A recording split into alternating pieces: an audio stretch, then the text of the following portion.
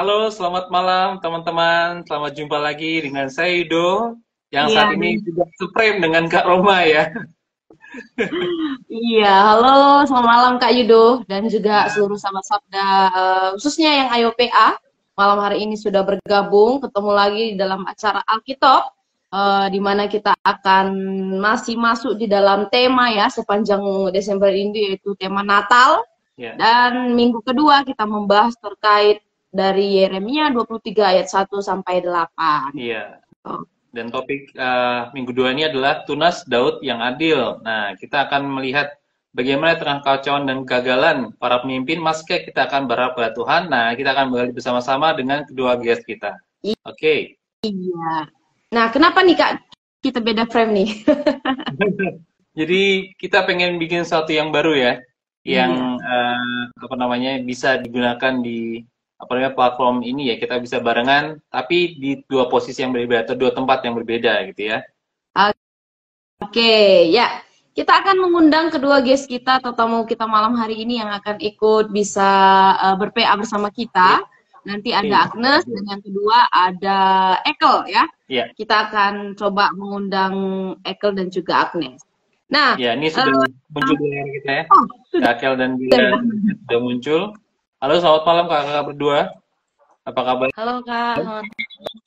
Halo, selamat malam. Iya. Oke, mungkin bisa perkenalkan diri dulu dari Kak Agnes dulu, nanti Kak Ekel silakan nama, kota domisili, gereja dan juga pelayanannya. Oke, halo semuanya. Perkenalkan nama saya Agnes. Saya sekarang berada di Bandung ya. Di Bandung saya melayani di salah satu yayasan dan sekarang pelayanannya fokus ke pelayanan anak.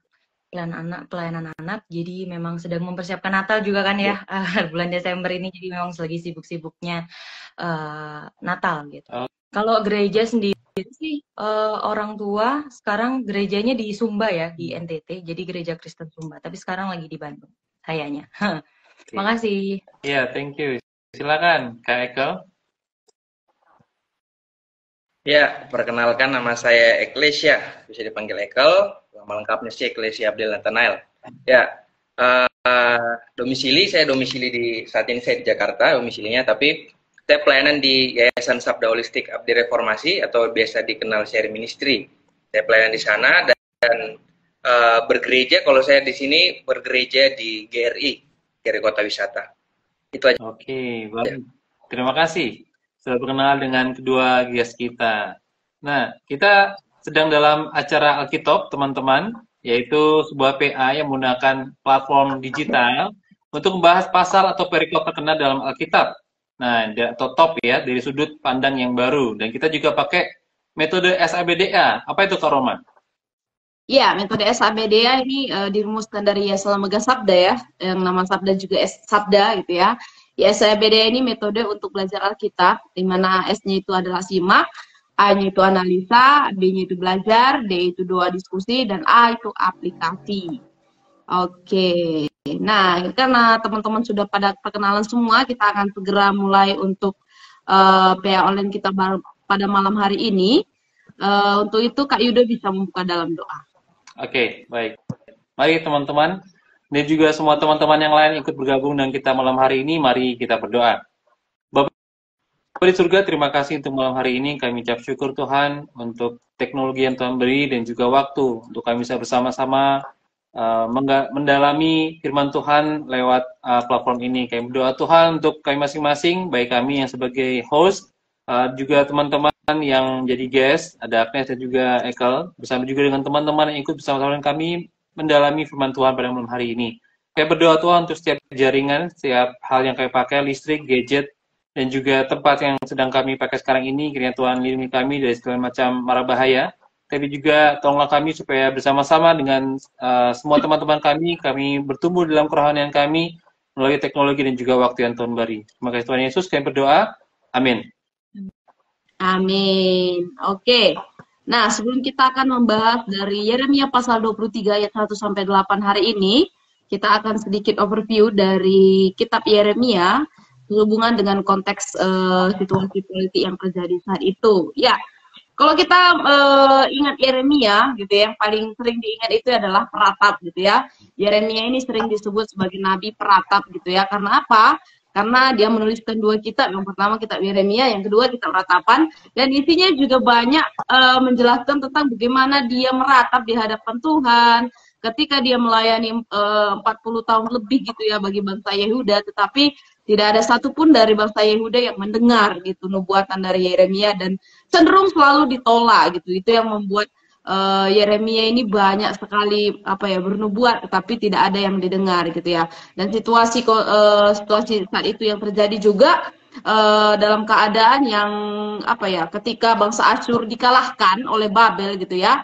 Tetapi setelah itu Mesir juga dikalahkan oleh Babel. Akhirnya untuk bagian pertamanya mereka dibawa ke pembuangan, itu zamannya Nebukadnezar. Tetapi setelah itu juga di penyerbuan kedua tahun 597-an mereka dibawa lagi gitu ya, termasuk salah satunya Yeskiel. Tetapi Yeremia ini menyaksikan kehancuran dari Yehuda saat itu, tetapi dia memang tidak masuk ke tanah pembuangan karena salah satunya mungkin ada yang mengatakan dia mungkin sudah tua atau lain sebagainya, jadi dia tidak masuk dalam kategori yang masuk ke tanah pembuangan. Oke. Ya. Oke, terima kasih Kak Roma. Nah, ini overview singkat tentang Yeremia pasal 23 itu adalah teguran yang keras dari Tuhan untuk para pemimpin bangsa Yehuda, tapi juga tengah-tengahnya itu tersisip satu janji akan datangnya seseorang yang akan memulihkan semua yang sudah dirusak oleh para pemimpin-pemimpin yang jahat ini, sehingga orang Yehuda, orang Israel bahwa hidup dalam ketentraman dan juga perlindungan Tuhan. Nah, Yeremia 23 ini menyoroti kesetiaan para pemimpin Yehuda, baik para rajanya di dalam ranah politik, kemudian para imam, para nabi yang dalam ranah rohani ya. Tapi tengah-tengah teguran tersebut, Tuhan memberikan lagi-lagi pemulihan melalui nanti yang kita sebut sebagai tunas Daud yang adil ini. Oke, kita akan mulai menggali ya. Tadi sudah mulai dengan doa. Sekarang kita akan mulai memasuki bagian pertama, itu simak. Kita akan membaca terlebih dahulu ya Kak Roma ya. Oke, nah 8 ayat ini kita akan baca dulu, nanti ayat 1 sampai ayat 4 dibaca oleh Ekel, ayat 5 sampai ayat 8 dibaca oleh Agnes. Ya, bisa dimulai dari Ekel dulu, silakan. Oke, Yeremia 23 ayat 1. Janji tentang tunas Daud yang adil. Celakalah para gembala yang membiarkan kambing domba gembalaanku hilang dan terserak. Demikianlah firman Tuhan. Sebab itu beginilah firman Tuhan Allah Israel terhadap para gembala yang mengembalakan bangsaku.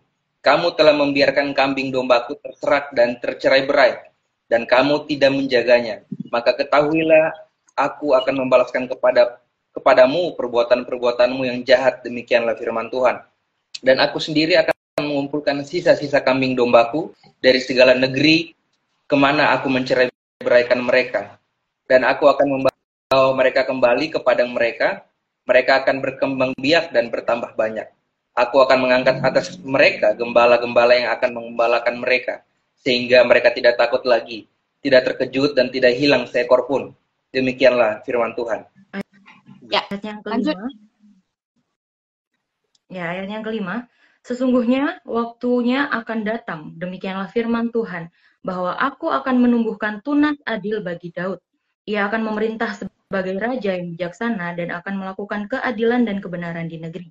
Dalam zamannya, Yehuda akan dibebaskan dan Israel akan hidup dengan tentram. Dan inilah namanya yang diberikan orang kepadanya, Tuhan keadilan kita. Sebab itu demikianlah firman Tuhan, sesungguhnya waktunya akan datang, bahwa orang tidak lagi mengatakan demi Tuhan yang hidup, yang menuntun orang Israel keluar dari tanah Mesir, melainkan demi Tuhan yang hidup, yang menuntun dan membawa pulang keturunan kaum Israel keluar dari tanah utara dan dari segala negeri kemana ia telah mencerai-beraikan mereka. Maka mereka akan tinggal di tanahnya sendiri. Amin. Oke, demikian jauh pembacaan kita ya dari Yeremia pasal 23 ayat 1 sampai 8. Nubuat janji tentang tunas Daud yang adil. Nah, akan kita gali bersama-sama dengan Agnes dan juga Ekel. Nah, kita akan masuk di langkah yang pertama dulu, yaitu langkah simak. Ini membaca secara teliti dari 8 ayat yang sudah dibaca, dan juga beberapa pertanyaan yang akan membuat kita semakin dapat menyimak dari setiap ayat yang ada ya. Yang pertama, nanti bisa dimulai dari Agnes dulu ya. Mengapa Tuhan mengecam para gembala Yehuda dalam ayat 1 ini?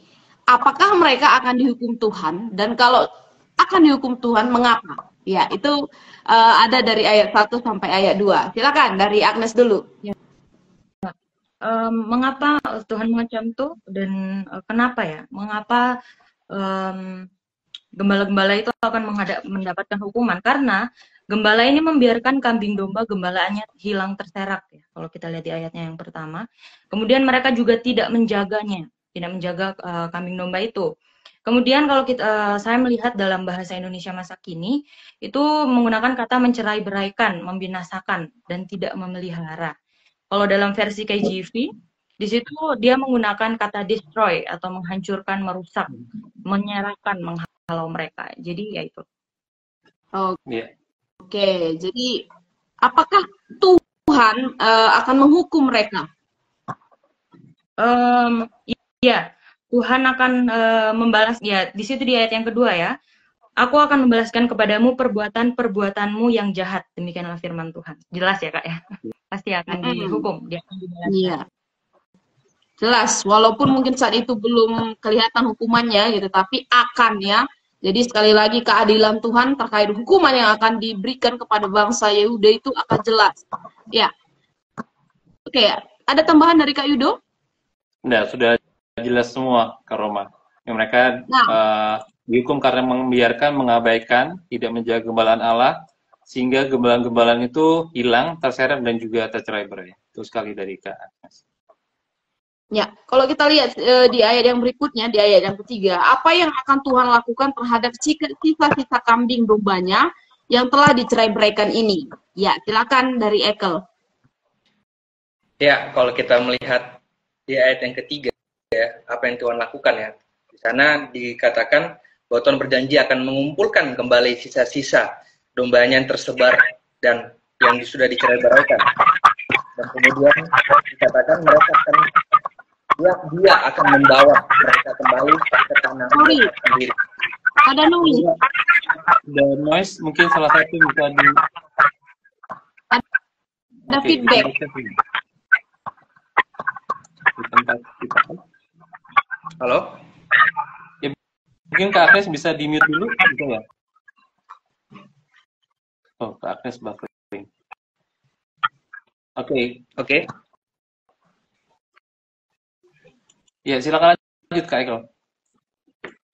Ya, saya ulang lagi sekali lagi ya di ayat 3 di sana apa yang Tuhan lakukan, yang pasti di sana dikatakan akan mengumpulkan kembali ya dombanya yang sudah tercerai-berai itu, yang sudah tersebar itu, dan dia akan membawanya kembali ke tanah mereka sendiri. Dikatakan di situ kan di ayat yang ketiga itu dikatakan di sana akan kembali ke padang mereka ya.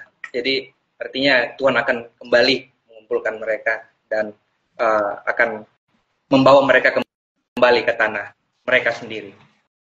Iya. Ada lagi? Satu lagi dari ayat 3. Dari ayat 3, ya. Dan dikatakan di sana mereka akan berkembang biak yang pertama banyak. Jadi ya ada pelipat gandaan lah ketika sudah mereka dibawa kembali ke tanah mereka sendiri. Yap. Jadi ada 3M di sini yang Tuhan akan lakukan ya dari ayat 3 ini. Kalau bisa saya simpulkan dari apa yang dikatakan oleh Ekel ya. Mereka dikumpulkan, mereka membawa mereka ke padang dan membuat mereka berkembang dan bertambah banyak. Dan ini satu janji Tuhan terhadap sisa-sisa ya, bukan seluruhnya tetapi sisa-sisa yang telah diceraikan oleh Tuhan gitu ya. Dan itu yang akan Tuhan lakukan terhadap sisa-sisa dari kambing dombanya ini. Ya, ada tambahan dari Kak Yudo? Ada Kak Roma, cukup. Nah, dalam ayat 4 ini kita lihat berikutnya, Tuhan berjanji akan memberikan gembala-gembala baru. Apa karakteristik gembala-gembala ini kalau dilihat dari ayat 3 sampai ayat 4? Ya, silakan Agnes, bisa on audio. Oke. Karakteristik gembala ya. Karakteristik gembala itu adalah gembala yang membuat kawanan domba itu tidak merasa takut. Ya, kemudian tidak terkejut, membuat kambing dombanya itu tidak hilang, Bahkan kalau kita lihat di ayatnya yang di ayat selanjutnya adalah bahkan terus bertambah ya, membuat kawanan domba itu semakin terus bertambah. Oke. Ya. Implikasinya Jadi mereka melindungi dan menjaga ya. Iya. oke.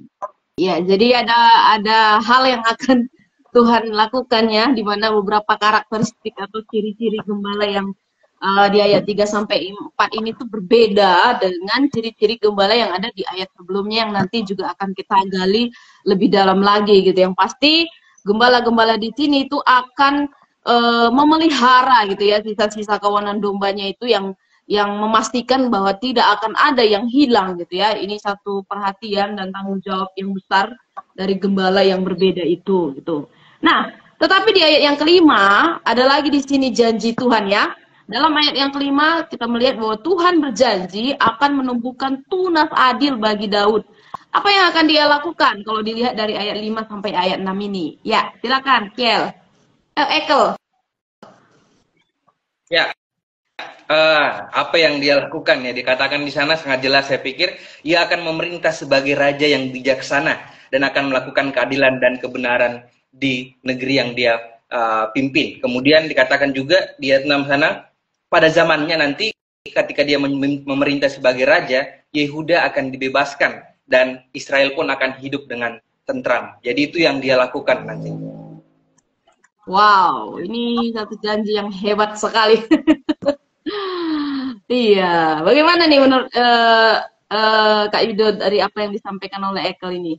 Ya, ini kayak tadi dibilang sama Kak Roma, ini kontras banget dengan apa yang dilakukan oleh para gembala di ayat 1 dan di ayat 2 ya. Kalau di ayat 1 dan 2 tuh mereka tuh udah jelas-jelas membiarkan atau ada pengabaian gitu terhadap kambing domba itu. Kemudian juga mereka mencerai-beraikan, mereka membiarkan mereka terserak gitu. Tapi di ayat 5 dan 6 itu dikatakan bahwa Tuhan adil itu akan melintas sebagai raja yang bijaksana dan akan melakukan keadilan dan kebenaran di negeri itu gitu. Kemudian itu kontras banget dengan keadaan yang tadi saya bilang di ayat 1 dan 2, dan itu memberikan dasar yang berbeda gitu. Kalau di ayat 1 dan 2 itu kan kayak nggak ada dasarnya gitu, kacau. Tercerai-berai, terserak itu kan satu hal yang tidak punya dasar ya. Tapi kalau di sini dia dibilang kita melakukan itu berdasarkan keadilan dan kebenaran gitu. Itu sih yang aku dapatkan. Iya, keadilan dan kebenaran dari ayat 5 ya. Tapi yang menarik lagi dari ayat 6 ini ditutup dengan satu statement Tuhan.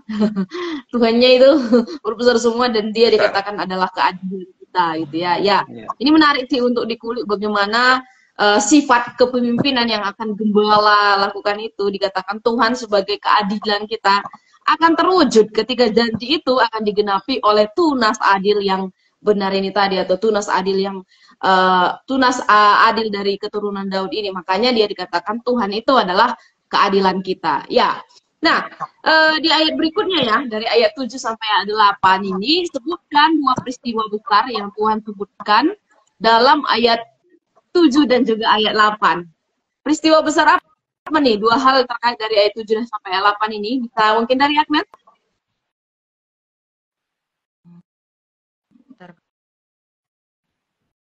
Oke. Dua peristiwa besar dari ayat 7 dan ayat 8 ini ya. Kita bisa lihat ada peristiwa keluaran ya kalau kita bisa lihat. Nah, yang ayatnya yang ke-7 itu adalah bangsa Israel yang keluar dari tanah Mesir ya. Kita tahu itu luar biasa sekali peristiwa itu. Dan yang kedua itu adalah di mana Tuhan akan menuntun dan membawa pulang keturunan kaum Israel keluar dari tanah utara dan dari segala negeri dan tinggal di tanahnya sendiri. Nah, itu dua peristiwa besar yang ada di ayat 7 dan ayat yang ke-8 yang bisa dilihat. Ya. Oke, ya siapa yang nggak tahu peristiwa ini ya? Mungkin seluruh dari mereka juga secara keturunan dari generasi ke generasi juga pasti akan terus mendapatkan dua bagian ini yang dijelaskan oleh nenek moyang mereka gitu, dan di sana dikatakan bukan hanya tentang itu lagi gitu ya, tetapi waktunya akan tiba bahwa bukan hanya itu, tetapi mereka akan hidup di tanahnya sendiri gitu ya. Di sana adalah janji Tuhan yang luar biasa ya bagi dua peristiwa besar yang dilakukan oleh Tuhan kepada bangsa Israel ya. Jadi ini satu gambaran ya terkait pemulihan yang luar biasa akan datang ketika orang akan lebih mengingat pekerjaan Tuhan yang menyelamatkan Israel dari cuma sekedar penderitaan atau pengasingan yang pernah mereka alami gitu. Ya. Iya. Oke. Ada tambahan dari Kak Yudo? Nggak ada, Kak. Cukup itu, nanti kita akan lebih kulik lagi di bagian yang kedua ya, di bagian analisa. Di mana kita akan meneliti ayat yang kita udah baca tadi itu dengan lebih dalam. Nah, ini pertanyaan untuk Ekel ya berarti ya. Siapakah yang dimaksud dengan gembala-gembala yang telah mencerai-beraikan domba Tuhan, yaitu bangsa Israel? Silakan Kak Ekel. Ya, kalau kita merujuk kepada konteks Yeremia 23 ini, kalau lihat 1 dan 2 di sana memang para gembala ini ya merujuk pada para pemimpin bangsa Israel pada waktu itu sendiri ya. Mereka pemimpin rohani dalam konteks itu ya para imam dan nabi, kemudian para pemimpin sekuler. Di sana itu ada raja dan para pembesar-pembesar pada waktu itu. Namun sangat disayangkan sekali bahwa mereka gagal bertanggung jawab dan gagal memimpin dan merawat umat pilihan Tuhan itu ya. Dalam kenyataannya mereka gagal dalam tugas mereka sebagai pemimpin yang harusnya mereka memelihara umat Tuhan, membawa mereka untuk hidup dalam hidup sesuai dengan hukum Tuhan pada waktu itu, tapi ya intinya mereka gagal dan akhirnya ya membuat bangsa Israel atau umat pilihan Tuhan ini tercerai-berai, bahkan mereka mengalami sesuatu hal yang kalau mau dibilang ini pemimpin yang gagal lah kalau bagi saya sendiri melihat gembala ini. Ya mereka adalah para pemimpin orang Israel, baik itu pemimpin rohani maupun pemimpin sekuler pada waktu itu. Itu Kak. Oke, thank you Kak Ekel. Ya, ada nggak tambahan dari ya sama ini. Ada tambahan nggak dari Agnes? Kira-kira contohnya apa saja nih yang membuat saat itu mereka gagal?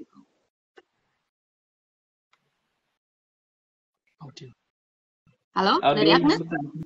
Audionya di-unmute dulu. Ya. Sorry Kak. Oh, audionya Agnes. Ya. Cek. Ya. Oke. Nah, kalau mau dilihat dari konteks benar ya tadi ya yang Kak Ekel bilang bagaimana pemimpin-pemimpin itu sangat berpengaruh ya. Dan kalau mau dilihat sebenarnya di apa yang mereka lakukan itu, gembala yang dimaksud ini adalah raja, di mana mereka itu berlaku tidak sesuai dengan identitas mereka gitu. Yang seharusnya raja itu adil, patuh hukum Allah, memastikan kesejahteraan rohani dan juga fisik dari masyarakatnya gitu ya seharusnya, tapi malah memimpin mereka kepada penyembahan berhala gitu. Itu kita bisa lihat dalam ayat selanjutnya, ayat-ayat sebelumnya juga gitu ya. Kemudian di imam juga yang seharusnya menjadi teladan tapi malah berbuat dosa, di mana mereka menajiskan ibadah. Kalau kita bisa lihat itu di Yeremia 23 ayat yang ke-11 ya Kak. Boleh izin baca Kak? Boleh, silakan. Yeremia 23 ayat 11 itu dikatakan bahwa sungguh baik nabi maupun imam berlaku fasik, di rumahku pun juga aku mendapati kejahatan mereka, dan demikianlah firman Tuhan. Jadi imam dan nabi pun yang seharusnya berlaku sebagai seorang gembala, itu malah mereka melakukan sesuatu yang di luar daripada kehendak Tuhan, menajiskan ibadah. Bahkan kalau nabi di ayat-ayat selanjutnya kalau kita mau baca itu sebenarnya mereka malah melakukan pengajaran sesat Kak, kalau mau dilihat ya. Mereka menyampaikan nubuat-nubuatan palsu. Padahal kalau tadi ya Kak Roma bilang tadi kan bangsa ini dalam ambang penghakiman ya, ambang penghukuman Tuhan gitu. Tapi malah nabi-nabi ini menyiarkan suatu nubuat-nubuat palsu dan itu sangat-sangat disayangkan. Itu Kak. Ya, wow. Betul. Jelas ya. Oke. Bang Amit dulu Kak. Iyalah. Oke. Agak Thank you. feedback ya. Ya. Iya, jadi setuju ya dengan apa yang disampaikan oleh Ekel dan juga oleh Agnes gitu ya, bagaimana bobroknya para pemimpin, penguasa, para imam, para nabi, aduh tidak bisa dikatakan lagi ya, sudah tidak terkatakan lagi apa yang sudah mereka lakukan. Dan mereka adalah wakil rakyat gitu ya, baik secara politik, wakil Tuhan juga gitu ya, baik secara agama gitu ya, tetapi mereka melakukan hal-hal yang bejat di hadapan Tuhan, yang tidak benar. Saya membayangkan bagaimana hati Yeremia yang ketika bernubuat saat itu menyampaikan firman Allah, menyampaikan hati Allah, sangat-sangat sedih sekali ketika nubuatan itu disampaikan dan mereka tidak bertobat juga gitu. Iya. Dia 10 bahkan Tuhan bilang apa yang dikejar mereka adalah kejahatan dan kekuatan mereka adalah ketidakadilan. Ini pasti merujuk pada ini ya, para pemimpin politik saat itu ya, raja-raja mereka dan juga para pemuka-pemuka mereka ya. Iya. Apalagi ketika Yeremia memimpin itu kan pada pemerintahannya Manasye ya.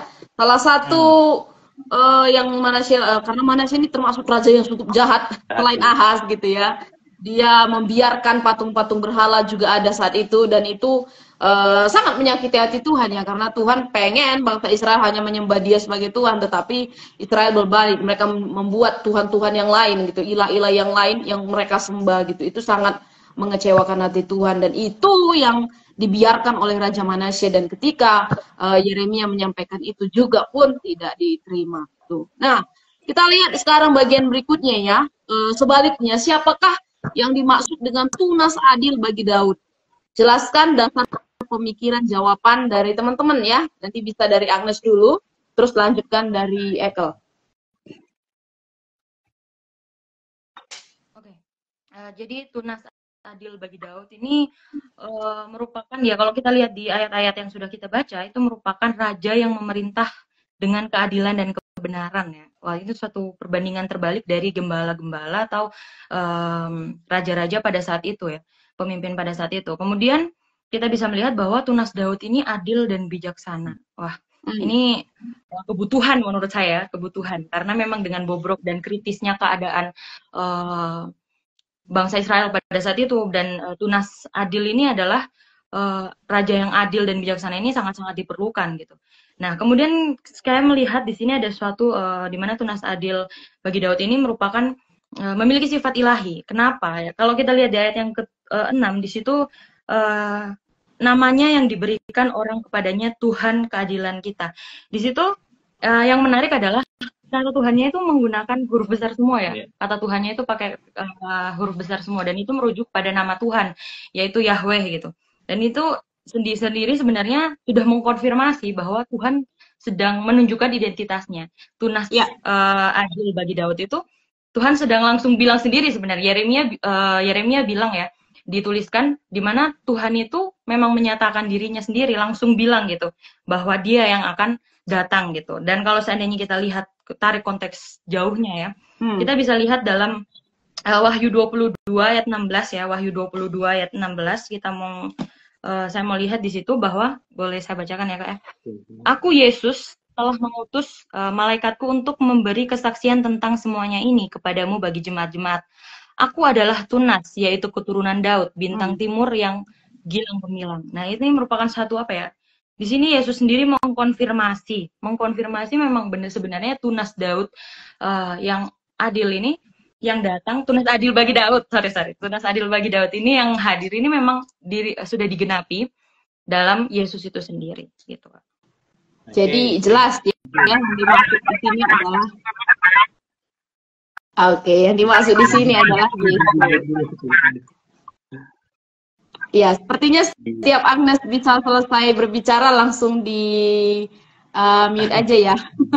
Agak feedback soalnya. Oke. Ada tambahankah yang perlu disampaikan dari Ekel? Di unmute dulu Kak Ekel. Sorry. Ya, siapa ketunas ya, tunas adil Daud yang tadi sudah dijelaskan juga ya. Pastinya mungkin para teman-teman yang nonton juga tahu siapa itu ya. Tapi kita mau melihat sendiri bahwa memang ini merujuk pada pemimpin yang kata frasa tunas adil ini yang mengandung gambaran bahwa seorang pemimpin nanti yang akan muncul dari garis keturunan Daud. Kalau kita lihat sendiri kata tunas ini, kalau dalam bahasa Ibrani sering merujuk pada pertumbuhan yang baru dari akar atau cabang yang lebih tua ya. Jadi kata tunas ini ada yang baru keluar. Nah, kemudian kita lihat keturunan Daud. Nah, kalau di dalam 2 Samuel 7 ayat 16, saya coba bacakan untuk kita. 2 Samuel 7 ayat 16 dikatakan di sana, keluarga dan kerajaanmu akan kokoh untuk selama-lamanya di hadapanku, dan tahtamu akan kokoh untuk selama-lamanya. Ini adalah janji Tuhan untuk mengenai keluarga Daud. Jadi kita tahu sendiri bahwa Mesias bisa disebut sebagai anak Daud, atau Yesus Kristus bisa disebut sebagai anak Daud, itu adalah keturunan dari Daud. Jadi sangat jelas bahwa ini juga sudah lampau dituliskan juga, bahkan juga dalam kitab Samuel sendiri sudah dituliskan bahwa keturunan Daud akan memerintah, bahkan dikatakan di sana memerintah, selalu memerintah atas Israel. Jadi ini sebuah ungkapan dari nubuatan lah dari seorang Yeremia bahwa nanti akan ada nih muncul tunas baru dari keturunan Daud yang akan memerintah bangsa Israel, yang akan memulihkan bangsa Israel dan akan menyelamatkan Israel. Bahkan ini juga menjadi sebuah kabar sukacita bagi kita saat ini, orang-orang percaya pastinya bahwa tunas itulah yang kita sebut dengan Yesus Kristus, Sang Juru Selamat kita. Itu dari saya, Kak. Amin. Ada tambahan dari Kak Yudo? Iya, kadang kalau kita nyari tahu tentang tunas, kenapa tunas gitu? Dan tunas itu bukan berasal dari apa namanya dia tumbuh sendiri, tapi dia tunas Daud itu kayak seperti pohon. Bahkan kalau ada kutipan lain tuh kayak dia tumbuh tunas gitu. Jadi tunggul tuh kayak pohon yang dari tebang hampir mati gitu, tapi muncul tunas dari situ. Dan itu jadi satu hal yang ajaib gitu. Bahkan tadi dibilang oleh Kak Ekel ya, 2 Samuel 7:12-16 itu adalah janji Tuhan bagi Daud bahwa keluarganya akan memerintah di tahta Daud selama-lamanya. Dan itu ada satu ini ada satu nubuatan tentang nanti keturunan Daud akan mempertahankan tahta Daud itu selamanya. Satu hal yang pertama nggak mungkin karena orang pasti akan mati. Bahwa kalau tadi kita ngelihat bahwa tadi ada Asyur, ada Babel, ada Mesir, ketiga negara adidaya ini pada akhirnya kan tumbang semua gitu kan. Tapi tahta Daud akan tetap selama-lamanya, dan itu kita bisa melihat tadi Kak Agnes juga sampaikan bahwa Yesus sendirilah dia menyatakan bahwa aku adalah tunas gitu. Itu ada satu hal yang sangat ajaib dari perbuatan Tuhan, bahwa Yesus sendiri sebagai raja yang diurapi, dialah yang akan memimpin Israel dan juga Yehuda itu bisa hidup tentram dan di negeri mereka sendiri. Iya. Oh iya. Ini beberapa tanggapan. Sorry. Ada tadi yang menarik juga, Tuhan keadilan kita adalah Yahweh Sidkenu, bahasa dari akarnya tuh sadik gitu ya, lurus, righteous, justice, rightness, sangat berkebalikan dari ayat yang 1 dan 2 tadi. Itu aja tambahannya, Kak. Oke, nah ini juga ada beberapa tanggapan dari sahabat Sabda yang ikut live hari ini. Dari Pak Tumburs, jadi dijawab ya, itu adalah Yesus Kristus. Dari Kak Chen juga, itu adalah Tuhan Yesus Kristus. Dan dari Kak Tere, kalau dilihat dari ayat 5, tunas Daud, raja yang akan memerintah. Ini sifatnya ya, ia bijaksana, melakukan keadilan, dan juga kebenaran. Ya, kalau dari ayat 5 memang bisa kita lihat ya, bukan hanya sekedar tunas Daud yang adil, tapi juga dikatakan sifatnya di sana ada kebijaksanaannya, keadilannya, kebenarannya gitu ya.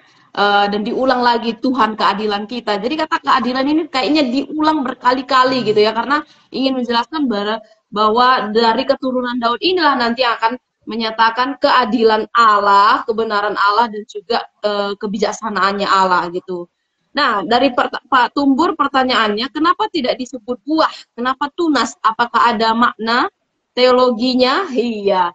Ini kayaknya tadi sudah sempat dijelaskan dari Kak Yudo juga ya, kenapa tunas? Kalau kita lihat tadi dari pohon, dari akarnya gitu ya, bagaimana dari sanalah yang akan lahir dan juga akan istilahnya akan ada dari keturunan Daud yang akan hidup selama-lamanya ya. Beda seperti bangsa-bangsa yang lain yang tidak memiliki Allah kayak gitu, tetapi bangsa Israel memang sejak semula sudah dijanjikan bahwa dari keturunan Daud lah pemimpin yang akan istilahnya memimpin bangsa Israel baik secara fisik maupun secara rohani. Yang paling penting itu tadi, yaitu menyelamatkan bangsa Israel gitu.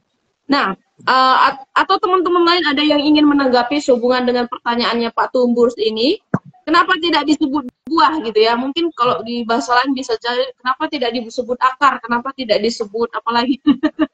Iya.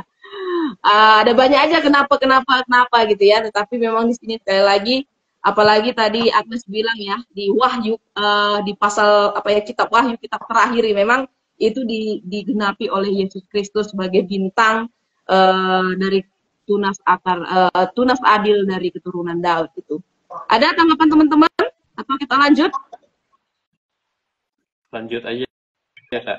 Oke, kita akan melihat bagian Agnes. Iya, kayak kita bermasalah banget malam ini dengan mute dan unmute ya. Oke. Ya, bagian berikutnya ya, bagian belajar. Pelajaran apa yang teman-teman dapatkan dari membandingkan dua macam gembala yang disebutkan dalam Yeremia pasal 23 ayat 1 sampai 8 ini ya. Jadi ada dua perbandingan di sini tentang gembala. Mungkin dari Ekel dulu. Ya, pelajaran yang pastinya dengan membandingkan dua macam gembala yang ini tadi ya, dari ayat 1 dan 2, kemudian ayat 5 dan 6, ini memang sangat-sangat kontras ya. Tadi Joka Yudo sudah mengatakan sangat-sangat kontras. Bagaimana di ayat 1 dan 2 di sana kita melihat seorang ya tipikal gembala yang buruk ya. Para pemimpin yang dicela di sana, kenapa? Karena mereka gagal memberikan perlindungan, mereka tidak membimbing domba-dombanya, kemudian tidak memberikan perhatian apa yang dibutuhkan oleh umat Tuhan, mereka tidak bisa penuhi, mereka tidak bisa kasih. Artinya ya mereka gembala yang buruk, bahkan dikatakan mereka mau dihukum Tuhan. Nah ini gembala yang pertama ya, gembala yang buruk. Kemudian pelajaran apa yang bisa saya lihat dari gembala yang buruk ini ya, pastinya pemimpin yang tidak setia ya, tidak peduli pada kesejahteraan orang yang dipimpinnya, hanya mengutamakan kepentingan pribadi. Ini akan menyebabkan kerusakan pastinya bagi orang, misalnya dia pemimpin di gereja, akan mengakibatkan kerusakan di tengah-tengah jemaatnya. Kemudian mungkin misalnya dia pemimpin di dalam sebuah organisasi, pasti organisasinya juga akan bermasalah ketika pemimpinnya itu adalah pemimpin yang mengutamakan dirinya sendiri. Kemudian gembala yang baik ya, di sana di ayat gembala yang baik ini adalah yang harus dicontoh ya, di ayat 3 dan 4 sana Tuhan berjanji akan memberikan gembala yang baru, akan mengembalakan umatnya dengan keadilan dan kasih. Inilah gembala yang akan memperhatikan domba-domba, gembala yang akan menjaganya, kemudian gembala yang akan memulihkan kehidupan atau keadaan daripada domba-dombanya. Jadi ya pelajaran apa yang dari gembala yang baik ini ya, pastinya pemimpin yang baik ini adalah mengutamakan kebaikan umat yang dipimpin atau kebaikan orang-orang yang dipemimpinnya, memimpin dengan kasih, kebenaran, dan yang pasti memperdulikan kesejahteraan dan kebutuhan daripada orang-orang yang dipimpinnya. Jadi ya di sini boleh melihat dua model gembala yang satu gembala yang pasti gembala yang tidak baik, yang tidak harus kita contoh dan bahkan tidak perlu dicontoh, dan satu adalah gembala yang baik yang kita harus ikuti teladannya. Dan di sini sudah dipaparkan dengan baik oleh isi daripada firman Tuhan. Itu Pak dari saya. Oke. Oke. Mungkin tambahan dari Mbak Agnes. Oke. Apakah sudah dengar? Halo? Oh, benar. Suaranya hilang, Nes. Oh. Cek. Oh. Oke. Nah, ada dua perbandingan ya, gembala yang buruk atau gembala yang lama ya, dengan gembala yang baru atau gembala yang dinubuatkan di sini ya. Nah, yang pertama itu gembala yang lama. Keadaan gembala pada saat itu mereka menyerahkan umat ya, kalau kita sudah pelajari. Kemudian membiarkan dombanya menjadi hilang. Kemudian menghancurkan gembala mereka. Gembala yang di konteks ini gembala-gembala yang menghancurkan, tidak menjaga, menyesatkan ya, mereka menyesatkan. Dan kita melihat bahwa ada suatu perbandingan yang sangat-sangat kontras, di mana gembala yang akan dinubuatkan ini, gembala yang akan datang ini adalah gembala yang mempersatukan ya, gembala yang mengumpulkan kembali. Kalau tadi menyerahkan umatnya, tapi sekarang kita melihat bahwa gembala yang dijanjikan ini adalah gembala yang mempersatukan, mengumpulkan kembali. Kemudian adil ya, adil pastinya, karena memang tadi dari awal di judul perikopnya ya adil gitu. Kemudian benar, bijaksana, dia akan merawat dan memberikan pertumbuhan kepada umatnya gitu. Pemulihan juga akan terjadi dan menjamin sebuah kebangunan spiritual, kebangunan rohani bagi umatnya. Sehingga kalau seandainya tadi gembala yang buruk tadi atau gembala yang lama itu adalah mereka yang menyesatkan, yang membinasakan, tapi gembala yang baru ini adalah gembala yang menyelamatkan. Itu sih perbandingan dari dua kriteria tipe gembala yang dimaksudkan. Oke, sudah sangat lengkap sih menurut saya ya. Ada yang merusak, tetapi ada juga yang memberikan pemulihan. Bahkan pemulihan di sini bukan hanya ngomong tentang fisik gitu ya, secara spiritual tadi yang Agnes sudah simpulkan ya. Dan ini juga merujuk kepada pribadi dari Tunas Adil itu tadi, di mana dia akan membawa keselamatan, kedamaian, dan yang pasti adalah pemulihan sejati. Nah, di bagian berikutnya, pengharapan seperti apa yang bangsa Israel dapatkan dari janji kedatangan Mesias kalau dilihat dari Tunas Adil bagi Daud ini. Ya, silakan dari Agnes dulu.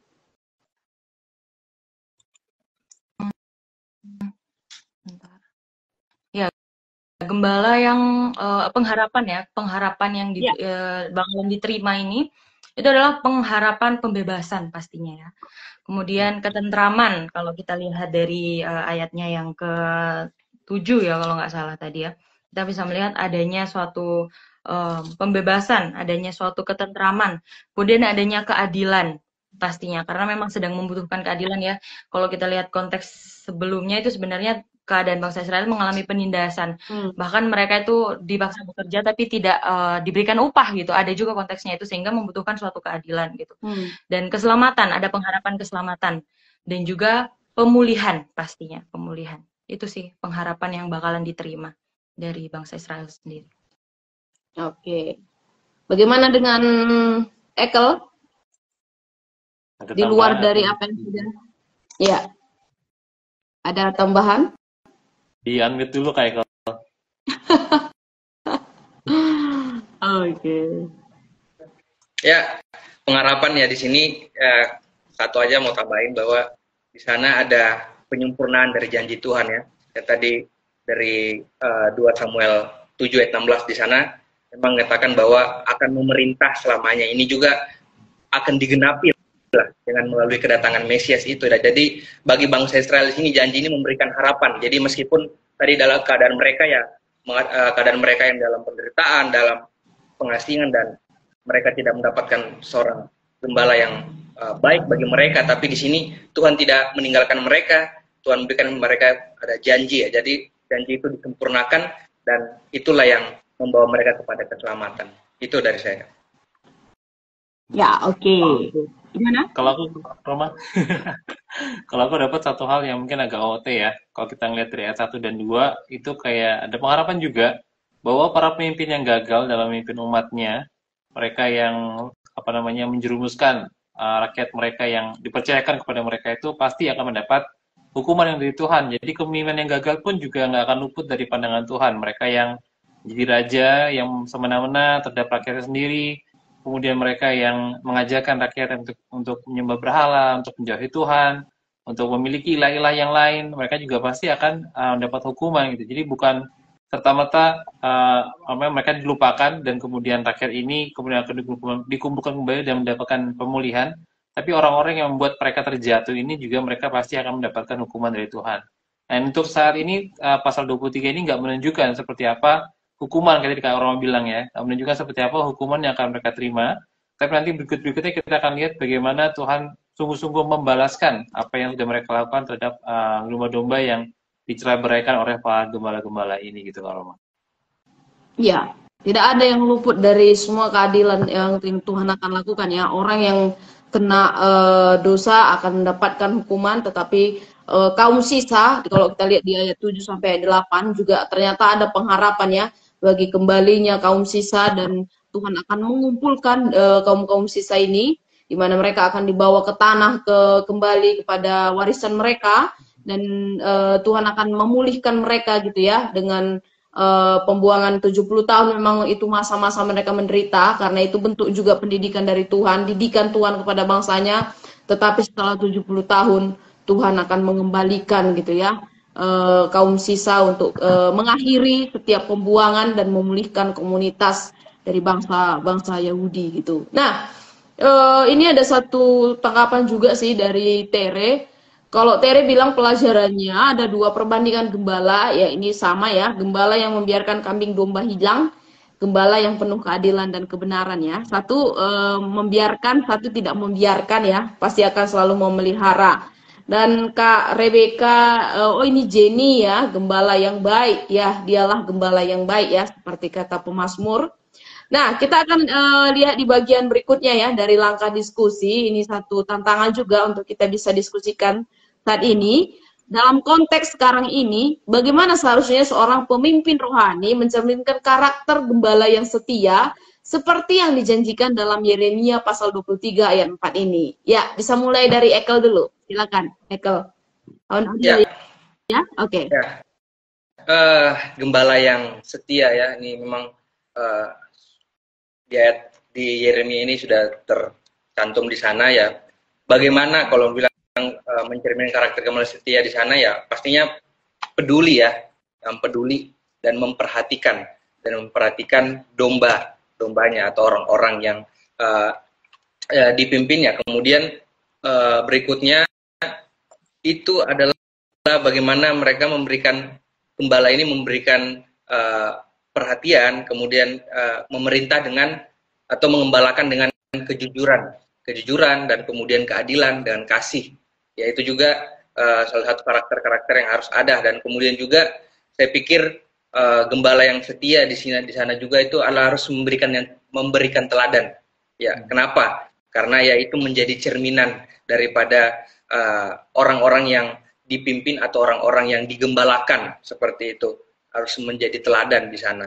Dan yang berikutnya ya pastinya mengutamakan daripada kepentingan kerajaan Allah. Apa itu ya, hal-hal rohani harus ditanamkan, hal-hal yang membawa kepada pertumbuhan rohani, itulah yang harus diangkat. Itulah gembala yang setia, yang membawa orang-orang yang dipimpinnya, domba-dombanya menuju kepada spiritualitas yang berakar dalam Kristus. Itu dari saya. Oke, ada tambahan dari Agnes? Silakan, Nes. Oke. Kalau mau dilihat tentang gembala yang dalam konteks sekarang ini ya, gembala yang setia. Menurut saya kalau kita kita sangkut pautkan dengan ayat ini berkata bagaimana gembala yang setia itu adalah setia kepada panggilan penggembalaan.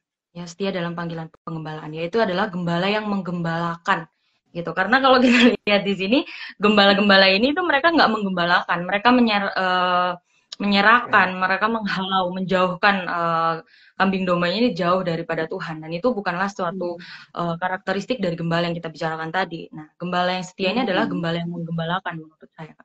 Kalau di dalam konteks ini kita melihat bahwa gembala yang setia itu adalah gembala yang menjadi teladan ya, gembala yang menjadi teladan.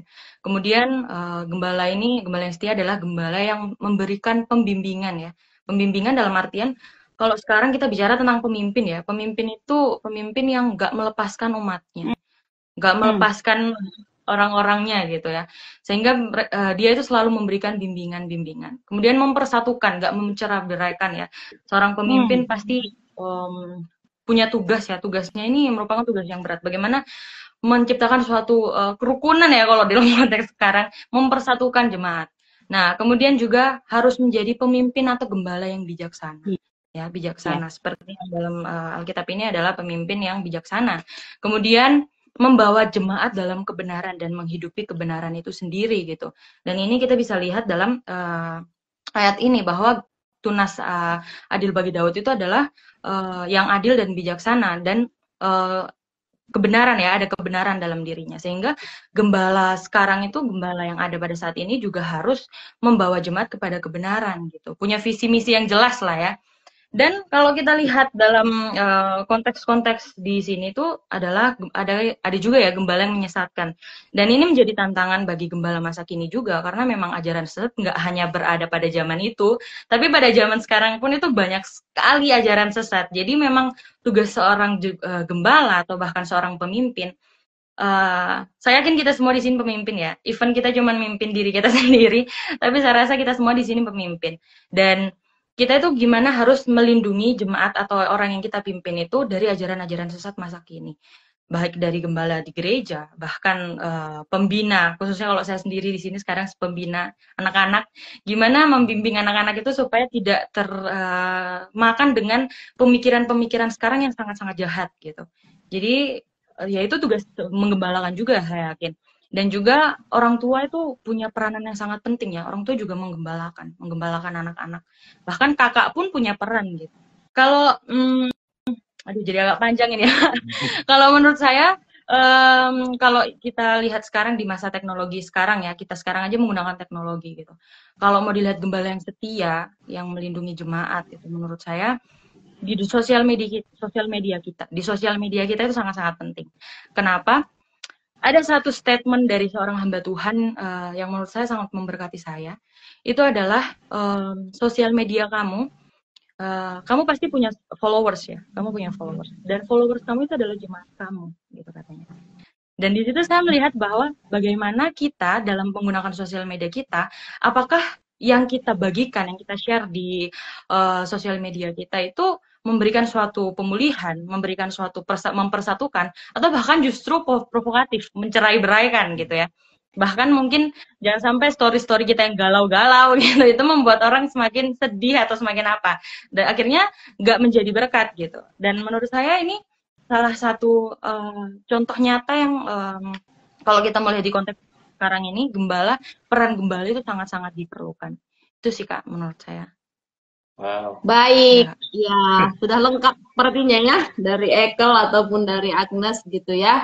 Jadi kita nggak cuma melihat kalau seorang gembala gitu, tipenya gimana sih, cuma baca suratnya Paulus, surat-surat penggembalaan Titus atau Timotius gitu ya. Tadi sebenarnya Yeremia pasal 23 ini juga sedang memberikan satu bagaimana karakteristik gembala di era sekarang yang masih relevan dari apa yang disampaikan oleh Yeremia saat itu, dari yang sudah dibagikannya keteladanannya, perlindungan, mengamankan, bahkan menjaga domba-dombanya, menjauhkan dari ajaran sesat. Bukan cuma jangan ikut ajaran sesat gitu, tapi diperlengkapi dengan ajaran yang sehat gitu kan, karena mungkin ada beberapa jemaat atau yang dilayani itu tidak tahu ini sesat apa enggak, ya kita perlengkapi, studi Alkitabnya juga harus diperlengkapi supaya mereka pun memakan firman Tuhan setiap hari gitu ya. Ya, saya setuju sekali dengan Agnes dan juga Ekel. Oke. Ada tambahan dari Kak Indo? Tadi waktu Kak Agnes juga sharing itu, aku melihat juga melindungi jemaat dari ajaran sesat. Dan kalau di sini, di konteks ini kita melihat juga bahwa ajaran-ajaran sesat itu berasal dari kalangan nabi sendiri atau kalangan imam gitu ya. Dan mereka itu juga kalau dibandingkan ini adalah bahwa ajaran sesat itu juga ada dalam gereja. Dan itu adalah tugas tanggung jawab gembala untuk bisa memisahkan mana ajaran yang sesat, mana ajaran yang sehat, supaya jemaat-jemaatnya itu tidak jatuh dalam kesesatan atau cara hidup yang salah gitu ya. Kayak misalnya sekarang anak-anak muda kalau ngeledek temannya tuh holy banget, kamu tuh holy banget gini-gini. Bahkan itu satu pola pikir yang sangat berbalik gitu ya. Kalau orang zaman dulu pengennya kita holy, kita kudus gitu, bahkan menghidupi kehidupan yang kudus di hadapan Tuhan. Tapi kalau sekarang kayak ledekan-ledekan kayak gitu yang justru bikin kita tuh kayak takut untuk mengikuti jalan yang benar, takut untuk bisa memperkatakan firman Tuhan dan lain sebagainya. Jadi kupikir tadi apa yang dikatakan oleh Kak Agnes dan juga Kak Ekel tadi sangat nyata banget dalam kehidupan kita saat ini ya. Ya. Oke, thank you teman-teman. Jadi ada tanggapan juga nih dari Bu Kak Reweka dulu. Dia memberikan Mazmur 1-6 ini ya, Yohanes 10 ayat 1-6, nanti mungkin bisa dibaca ayatnya ya. Dari Pak Tumbur, setuju followers kita adalah jemaat kita, yang kita posting harus berkualitas ya. Bisa jadi quote ini teman-teman yang ikut malam hari ini ya, setuju nggak setuju silakan gitu ya. Tetapi kita ada di media sosial, platform yang kita pakai juga Instagram saat ini, apakah kita sudah memanfaatkan untuk kemuliaan Tuhan juga gitu. Nah, kita sampai di langkah terakhir, yaitu langkah aplikasi. Ya, ini komitmen kita, khususnya juga karena berkaitan dengan Natal ya, yang sebentar lagi dan sedang kita rayakan. Mesias yang dijanjikan telah datang dalam diri Yesus Kristus dan akan kita rayakan kelahirannya sebentar lagi. Apakah pelajaran yang Anda dapat malam ini mempengaruhi cara Anda merayakan Natal tahun ini? Ya, silakan bisa dibagikan aplikasinya dari Agnes dulu, nanti terakhir dari Ekel. Silakan.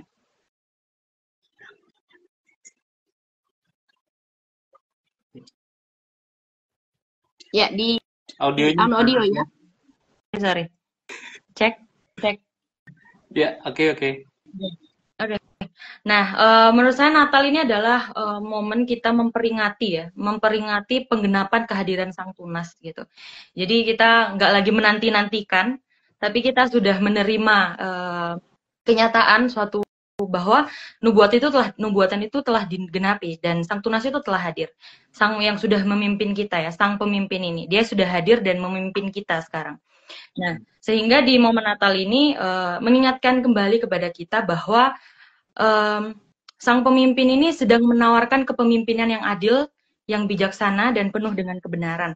Dan sekarang tergantung dengan respon kita ya. Respon kita itu seperti apa? Maukah kita menerima dan mengikuti kepemimpinan Sang Tunas ini, atau kita justru pergi jauh dan tidak menerima undangan, ya, tawaran daripada Sang Pemimpin untuk kita hidup dalam kebenaran, hidup dalam kebijaksanaannya, gitu, dalam keadilannya. Sekarang dalam momen Natal ini mari kita ya menghayati bagaimana Sang Pemimpin itu telah hadir dan menggenapi nubuatan yang ada. Oke. Kalau Agnes sendiri gimana nih akan merayakan Natal tahun ini? Mungkin secara pribadi ya, secara personal. Silakan. Gimana ya? Saya yakin karena Natal kali ini, jujur sebenarnya saya baru peralihan pelayanan nih Kak.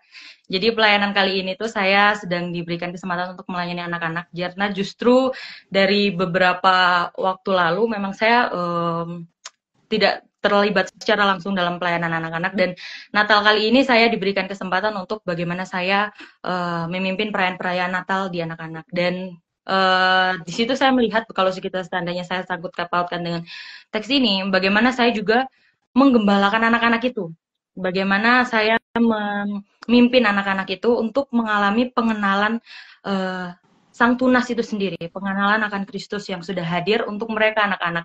Bukan hadir untuk orang-orang dewasa saja, tapi buat anak-anak yang sekarang itu, kalau misalnya dalam zaman sekarang itu yang banyak ya problemnya anak-anak zaman sekarang. Tapi gimana saya yang Tuhan percayakan melayani anak-anak itu, merayakan Natal dan memberi pemahaman tentang Sang Tunas itu sendiri kepada anak-anak. Itu sih Kak. Oke. Thank you. Yeah. Oke, dari Eka? Di unmute dulu Kak Ekel.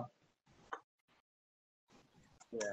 Oke, dari saya ya dari pelajaran ini ya pastinya tunas adil bagi Daud dalam momen Natal ini ya. Saya lebih kepada mempersiapkan hati ya untuk mengalami pemulihan itu. Kita tahu bahwa setelah manusia jatuh dalam dosa ya, keterpisahan, hubungan manusia dengan Allah rusak dan lain sebagainya macamnya. Tapi ketika Sang Tunas itu ada lahir ya, Yesus Kristus lahir, dialah yang memulihkan hubungan kita dengan Allah, dialah yang menjadi perantara untuk memulihkan hubungan kita dengan Allah kembali. Sehingga di sini ya mempersiapkan hati ya, apalah bagi saya sendiri, apalah arti memaknai Natal tahun ini, apalah arti Natal tanpa kehadiran Yesus, apalah arti Natal tanpa pemulihan hubungan dengan Dia. Jadi ya, kalau dari tema Natal tahun ini sendiri kan, marilah kita pergi ke Bethlehem. Untuk apa orang-orang Majus itu, untuk apa para gembala-gembala ya tadi ya, gembala-gembala itu datang ke Bethlehem kalau tidak ada tujuan. Di sana kan kita lihat sendiri Tunas itu lahir. Tunas itu akhirnya lahir ya, yang dinanti-nantikan, yang dinubuatkan selama ini akhirnya lahir di sana, dan gembala-gembala itu ada di sana untuk menyaksikan secara langsung. Ya, jadi bagi saya sendiri memaknai Natal tahun ini ya, mempersiapkan hati dalam untuk pemulihan ya, pemulihan dengan Tuhan, kemudian memaknai Natal ini dengan kehadiran Yesus Kristus di tengah-tengah kehidupan saya pribadi, dan juga di tengah-tengah pelayanan-pelayanan yang saya kerjakan di dalam sepanjang perayaan-perayaan Natal ke depannya ini sampai nanti berakhir tahun. Itu dari saya. Oke, Baik, thank you. terima Ini kasih Eka. aku Beto, ada tanggapan Kak. Bersyukur karena Natal selalu memberikan damai, bahwa saya punya gembala yang sejati. Puji Tuhan. Dan juga Kak Jenny juga bilang kita merasakan Yesus telah lahir untuk kita semua. Ya, ini adalah satu kayak tadi Kak Ekel dan juga Kak Agnes bilang ya. Ada rasa bahwa gembala itu sudah lahir, sudah hadir. Bahwa kita tuh merasakan keadilannya, kita merasakan penyertaannya dalam kehidupan kita semua ya. Ya, silakan Kak Rom. Oke. Iya, jadi kita sudah ada di penghujung akhir dari diskusi penggalian kita dari Yeremia 23 ayat 1 sampai 8. Sekali lagi ya, kita belajar malam hari ini ya, bukan hanya karena ngomong tentang Yesus datang yang digenapi oleh Yesus Kristus dari tunas adil bagi Daud itu tadi gitu ya, tetapi Di ayat-ayat awal kita lihat bagaimana teguran demi teguran itu datang kepada gembala yang tidak setia, gembala yang mencerai-beraikan. Tetapi ada satu pribadi gembala yang setia gitu ya, gembala yang akan memulihkan, yang akan mengembalikan, yang akan menjadikan apa ya, keadilan bagi bangsanya, memberikan kebenaran dan juga sebagai bijaksananya juga ada di sana gitu ya. Jadi pengharapan ini yang kita miliki sekarang dari dalam perayaan Natal ini, biarlah kita merayakan untuk itu tadi ya, dari Agnes juga dikatakan merenungkan kembali bagaimana gembala yang setia ini juga terus ada dalam kehidupan kita gitu ya, dan ini menjadikan kita juga seharusnya menjadi pribadi-pribadi yang setia, yang bersyukur dan juga hidup dalam kebenaran dan kasih dari Tuhan Sang Tunas Adil bagi Daud. Ya, Kak Yudo akan menyimpulkan sebelum kita menutup acara malam ini. Ya, kesimpulan saya dari PA kita sepanjang malam ini adalah di tengah kegagalan para pemimpin, situasi, maupun teknologi yang kita pakai, kita masih dapat berharap pada Tuhan, sebab Dia adalah Allah yang setia, Dia adalah sumber keselamatan, dan juga Dia memiliki rencana pemulihan melalui Mesias, Sang Tunas Adil yang sudah lahir, yang kita kenal dalam nama Yesus Kristus. Nah, kita bisa berharap pada Tuhan, bukan pada manusia, sebab Tuhan selalu memegang kendali atas kehidupan kita dan tidak pernah meninggalkan kita umat gembalaannya. Itu aja dari saya. Oke, terima kasih Kak Yudo, terima kasih Ekel, terima kasih Agnes untuk setiap penggalian yang sudah dibagikan, kiranya juga boleh berdampak terus dalam pelayanannya ya, dan memuliakan Tuhan. Silakan teman-teman bisa stay minggu depan di jam yang sama 19.30 sampai selesai. Ajak rekan-rekan yang lain untuk bergabung, bisa dibagikan juga nanti linknya, bisa DM. Atau kalau ada teman-teman yang ingin menjadi tamu seperti Ekel dan juga Agnes malam hari ini, bisa kontak kita. Nanti kita akan pelan-pelan kasih panduan gitu ya. Jadi jangan khawatir atau takut. Kita belajar sama-sama dan bertumbuh bersama-sama ya. Kita akan tutup dalam doa untuk Alkitab malam hari ini. Saya minta kesediaan Ekel bisa tutup dalam doa. Baik, mari kita tutup serial Alkitab malam hari ini. Mari kita berdoa. Bapa yang baik, kami mengucap syukur untuk waktu malam yang Kau berikan pada kami malam hari ini. Kami boleh bersama-sama Tuhan merenungkan, kami boleh bersama-sama membahas, menggali daripada bagian firman Tuhan yang boleh kami bahas pada malam hari ini. Kami bersyukur Tuhan boleh melihat karya-karya Tuhan di dalam firman Tuhan yang kami boleh baca, yang kami boleh renungkan. Nah, kaminya boleh melihat bahwa Sang Tunas itu, akhirnya kami boleh terus menyaksikan bahwa Engkaulah gembala kami yang setia, Engkaulah Raja kami yang dinanti-nantikan itu. Kami bersyukur Tuhan, dan pada momen-momen Natal ini Tuhan, kami mau terus merayakan, bukan hanya sekedar perayaan Tuhan, tapi bagaimana kami terus mengaplikasikan semua hal yang Kau ajarkan Tuhan, keadilan, kasih, pemulihan itu, keselamatan itu yang terus kami ingat dan terus kami aplikasikan di dalam kehidupan kami, sehingga kami terus menjadi umat-umat-Mu yang setia, yang mengikuti apa yang Kau katakan Tuhan. Terima kasih Tuhan Yesus yang baik, berkati semua kami Tuhan, bahkan juga teman-teman yang menonton malam hari ini juga Tuhan menolong dan memberkati dalam semua aspek kehidupan masing-masing, bahkan juga Kak Yudo, bahkan Kak Roma juga Engkau memberkati Tuhan dalam pelayanan yang ada, bahkan juga Kak Agnes juga Engkau memberkati dalam pelayanan yang ada Tuhan. Terima kasih Tuhan Yesus yang baik, kami bersyukur dan menyerahkan waktu kami selanjutnya ke dalam tangan pengasihan-Mu. Di dalam nama Tuhan Yesus, Tuhan dan Juru Selamat kami yang hidup. Haleluya. Amin. Amin. Oke, terima kasih. Terima kasih. Dan Bapak Ibu Saudara, teman-teman, sahabat AYO-PA, minggu depan kita akan masih bertemu dalam topik yang ketiga ya, yaitu berita keselamatan. Ini nubuatan dari Nabi Yesaya pasal 40 ayat 1 sampai 11 ya, terkait janji kedatangan Sang Gembala Agung yang membawa kedamaian dan pemulihan bagi umatnya.